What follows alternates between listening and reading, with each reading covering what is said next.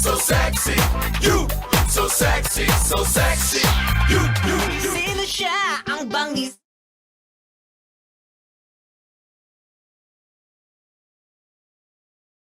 Walang iba ang nag-iisa ang lagi mong kasama kahit pa holiday, bumabagyo, umuulan, o baka nga pati lumilindol. Andito po ako. Opo, kasi work po ito, work po, opo. Ay, magandang umaga. Sexy Becca na naman ang inyong kasama. It's a beautiful Tuesday morning para sa ating lahat. 6:31 on the clock. Gising-gising, aking mga Disney princess. Feeling Disney princess.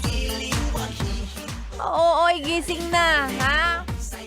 Feeling Disney princess ka pa lang, hindi pa talaga buhay prinsesa sa tunay na buhay because wala pa tayo sa level na yon. So ngayong araw na to, kung medyo may hangover pa ng konti sa long weekend, wow, apektado ng long weekend, sana all.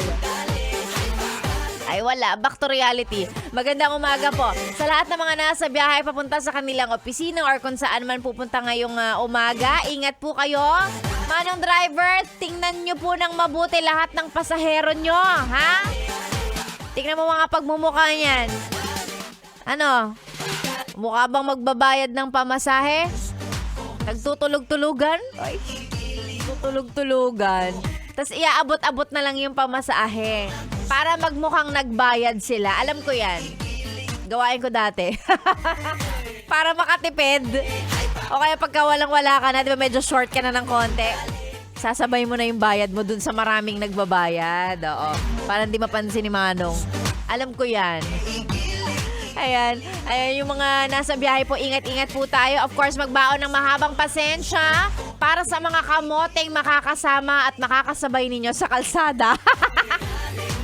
Ayan at syempre, keep us on the background. Welcome po sa radio show ninyong walang title. Pero may beautiful DJ. Sandali lang, hindi pa beautiful yan. Oo, kung yung mga naka-tune in sa ating website, yesthebest.com.ph. Baka magreklamo sabihin, beautiful na ba yan? Sandali lang! Guys, pa ako Ayan, kasama nga yung beautiful DJ na may hatid na topic for today. Kung anong ating topic, mamaya yan ibibigay ko. Stay put ka lang muna dyan. Tayo na ang magkakasama hanggang mamayang alas 9. Dito lang sa stasyong nakakayang, nakaka-fresh ngayong Tuesday morning. 101.1. Yes, the best. Good morning!